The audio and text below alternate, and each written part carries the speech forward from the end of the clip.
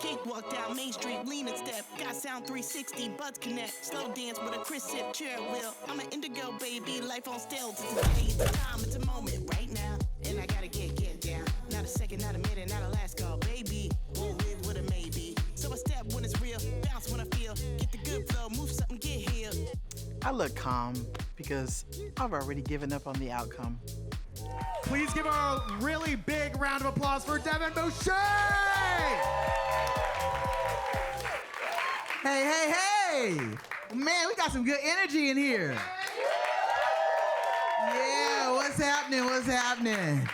Thank you so much for not introducing me and asking me what my pronouns are. Man, us old gays don't give a damn about pronouns.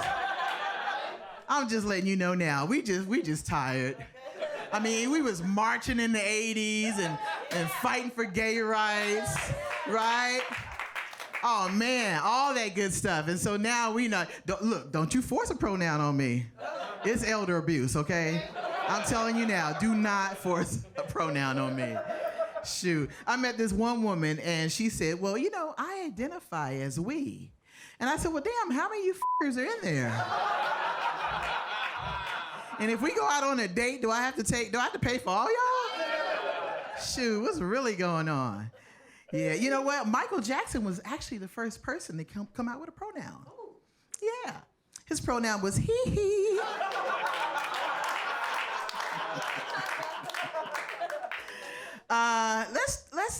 Let's do a little roll call here. Let's do a little roll call. Yeah, where my straight people at? All right. Where my gay people at? Yeah, y'all better be in here. This is our night. Where my down low brothers at? Who said oop? Yeah, I can tell by y'all's reaction that there's some down low brothers in here, okay? There's some down low brothers up in here.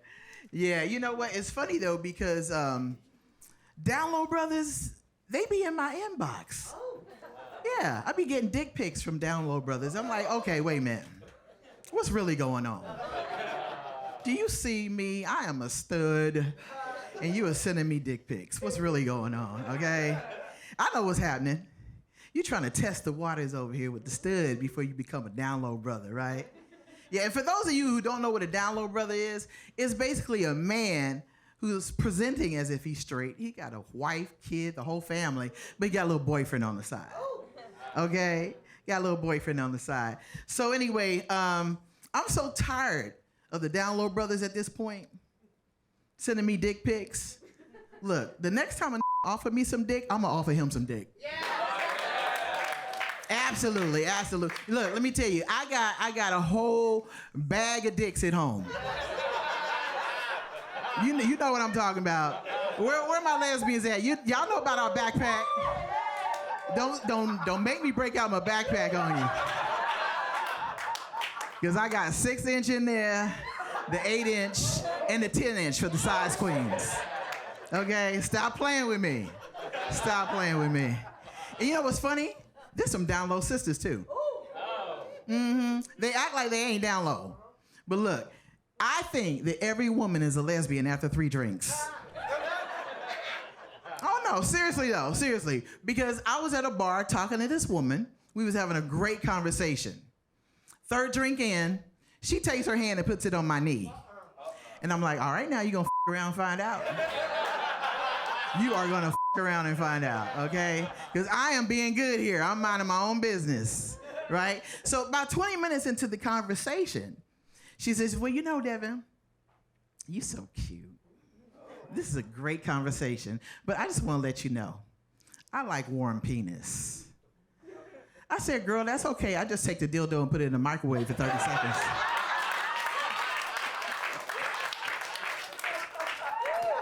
Oh, man. The look on your face, you thought I messed up her coochie, huh?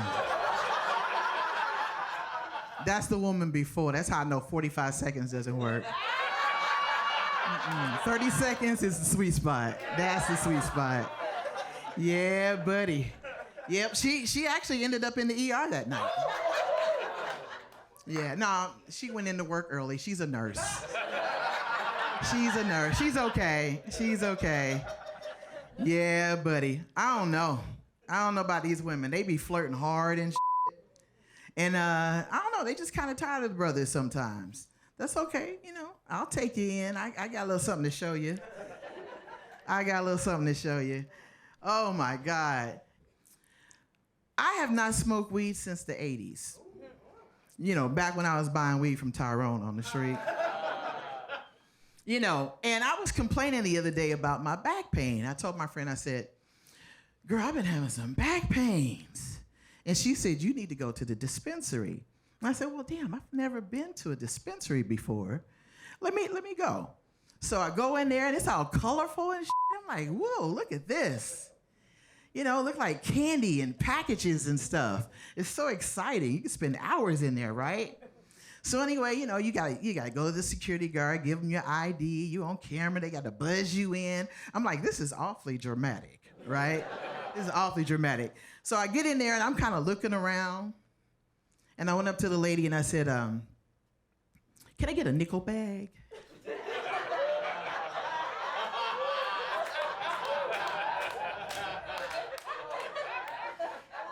She looked back at her friends and started laughing. I know in her mind she was thinking, this old bitch here. I know we got a mixed crowd here tonight, young and old. But just in case you don't know what a nickel bag is, back in the day when you bought your weed from Tyrone on the street, you get a nickel bag. How many joints would you get out of a nickel bag? One, two, maybe three, right? Remember the seeds in there and shit? Pop, pop, pop, be burning your clothes. Oh, man. So anyway, I said, you know what? Give me that fast-acting edible that you got. I heard you got a fast-acting. It kicks in 20 minutes. Because what the old edibles kick in what, about an hour? Man, so she gives me this fast-acting edible, right? I get home, I take the edible, and I'm watching TV, and then I'm like, oh, shit. I forgot my munchies. So I run out to the store real quick. As soon as I get in the aisle, reach for the Doritos, I get stuck for 5 minutes. They're like, ma'am, are you okay? I'm like, I'm trying to get to these Doritos. He said, well, what can I do for you? I said, I need some milk. I can't feel my legs. I knew I was really high when I got to the car, because I put the Doritos in the seat next to me and clicked it in the seatbelt. Click. I'm fucking you up when we get home. And then when I took off, I got caught in a roundabout for 20 minutes. Is this the exit? Is this the exit? I mean, who puts a merry-go-round in the middle of the street?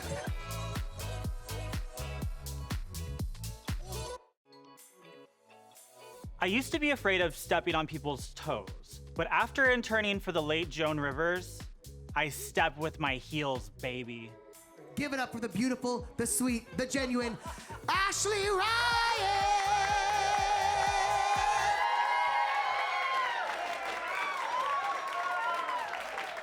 For this year on Valentine's Day, when my friend invited me to my very first transgender orgy, I decided to take one for the team, you know. I asked my friend, I was like, are there gonna be cis men at this transgender orgy? Like, I don't really hook up with other trans people. He's like, yeah, it's mostly cis men. It just happens to be a trans theme for the night. I'm like, okay. And so we get to Brooklyn. And what's obvious is that it was mostly transgender people, but what wasn't obvious was which way they were transitioning. I was like, you started where? And you're going where? I kind of felt like a colorblind person at a gender reveal party. It's like, the confetti is gray. Is Grandpa the father? But everyone's clapping, so yay, it's all in the family, yes. Good old Southern gender reveal, but there was something very strange about this transgender sex party. There was a lot of non-binary people there. Yeah. Do non-binary people really count as trans? Okay, hear me out for a second. I had to go to a therapist and get a letter. That way I could go to a doctor, get put on hormones, and then pay a shit ton of money for plastic surgery. And like, all non-binary people had to do was get a Pokemon tattoo.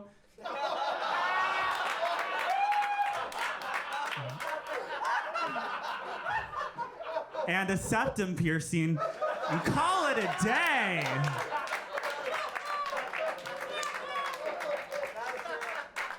And I had to get all of my documents in order, you know? I had to go appear in front of a judge and get my name and my gender changed. Non-binary people never had to do that, which is why I would like to declare that non-binary people are the undocumented immigrants of the transgender community. They're taking our jobs, they're taking our pronouns. How the hell are you supposed to decide what you want for dinner if you can't even decide what gender you are? But you should have seen these non-binary people having sex. I mean, I've never seen so many baristas f*** each other. It was like Starbucks gone wild. They're like, would you like the cream on top? Yeah, would you like a little heart shape?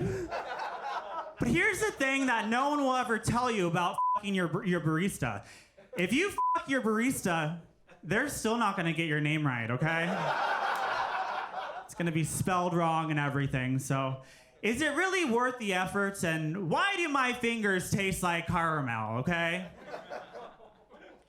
So when you first start out in comedy, you get to do a really fun thing called bringer shows, which is where basically you have to go out and invite a lot of people and sell tickets, mostly to your friends and family, in order for you to get to perform at a club for 5 minutes and not get paid. I was booked for a bringer show the other day, and when my audience didn't show up, they said, you can't perform. And when I say they, I mean another transgender person was the gatekeeper. I was like, excuse me, if you want people to actually think you're a woman, you gotta live by girl code, okay? And if girl code is here, trans code is up here. Trans women were the first people to throw bricks at the police officers at the Stonewall riots, okay? Yeah, it's true. And that was to protect the gays. That wasn't even for our own kind. But many conservatives believe that they can get rid of transgender people by taking away our rights, when in reality, the only thing that could possibly take down the entire transgender community as a whole is if any two transgender women get into the pettiest of arguments, okay? Because when two trans girls fight with one another, it's like he, her, shima.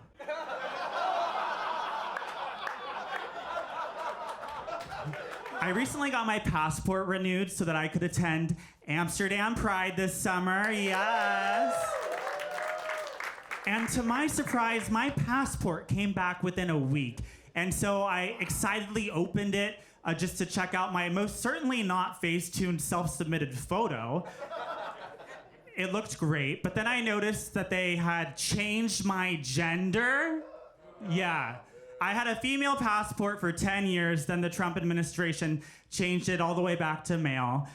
But like the thing is with that, as Americans, everybody knows the rule. You cannot change someone's gender without having a gender reveal party. And so that's exactly what I did. For Trans Day of Visibility, I had my very own gender reveal party called The Doll Walk, where it took place in Central Park, where I appeared as a man, topless, with 50 other transgender women who marched all the way to Trump Tower to thank him for changing our genders back to men, giving us our topless titty rights back. And it was a great day. It was a lot of fun.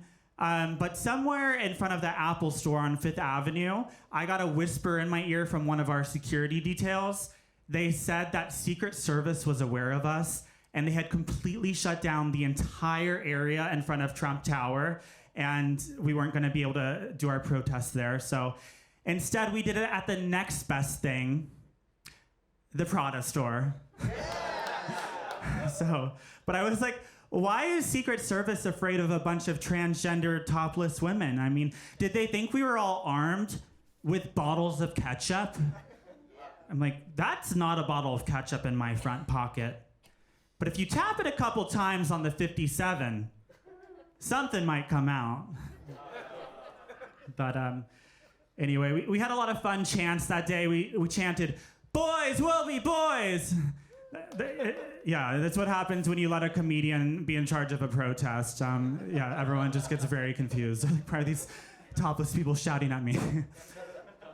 But I think I speak for all transgender women when I say this, but we will gladly identify as men, so long as Donald Trump identifies as a sex offender. Boys will be boys.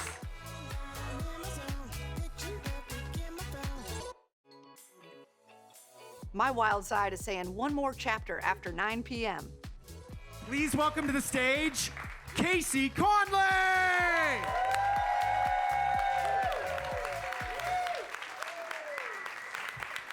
Incredible. Thank you guys for coming out. Do I have to say it? I'm a lesbian. Here we go. You have eyes. We can see it. Even some stuff you can't see. I drove here in a Subaru. All checks out. It all checks out. Yeah, I got you. Yeah, I have a hard time finding clothes I like. So I've been getting like my jeans at American Eagle for like as long as I can remember. Oh, one laugh. Thank you. Okay. It was like a scoff. Honestly, that's true. I'm too old for that store, okay? And I know this because I used to work there when I was in my 20s. I used to work at American Eagle. I was very deep in the closet.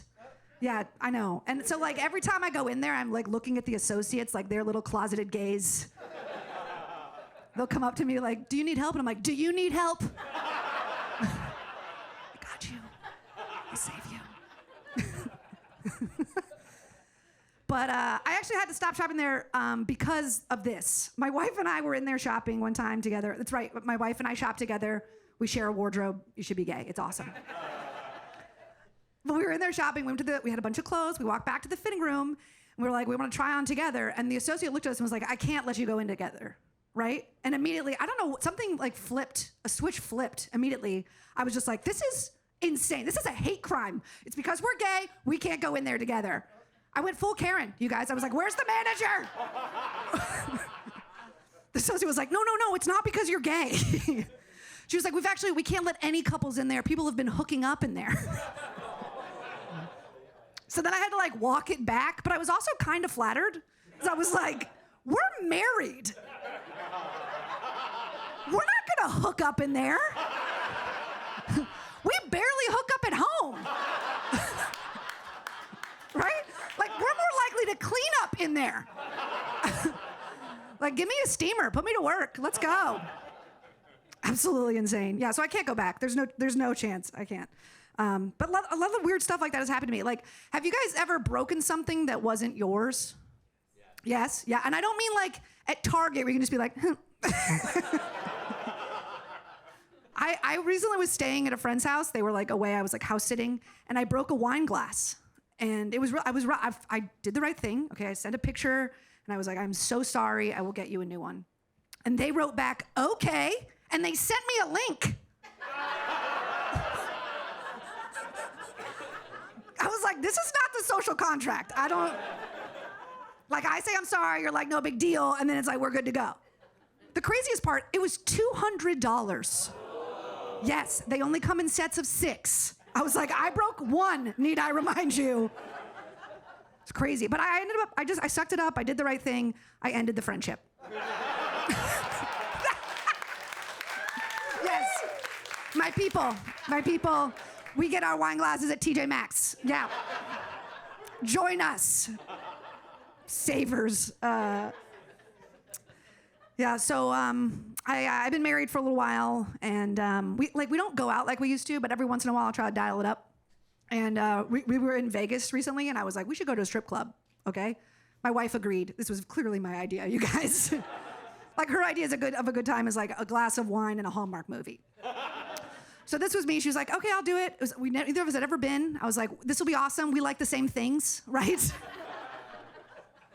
So she was like, you figure it out. So I talked to the concierge, okay? They set up a car. We're standing on the curb. This big black tinted window SUV pulls up, right? And we get in, and we're the only two in there. And I start freaking out. I'm like, we're going to die trying to see naked parts that we have. like this is not worth it. We should just get a mirror, right? This is crazy. But we end up getting to the club. And of course, they sit up they seat us right up on the front of the stage, right? And so, I've never been there before. I'm trying to act like a natural, right? I've seen movies. I'm like probably making too much eye contact, right? Just like locking in, waiting for them to look away to take a peek. Just like, this is very nice. Do you stretch before this? You're very flexible. Just being way too polite. I look over at my wife. She's just stacking the bills in neat piles on the stage. She's not even looking. She's like, yep, you just get those when you're done. She's like, no, you can use your hands. Use your hands.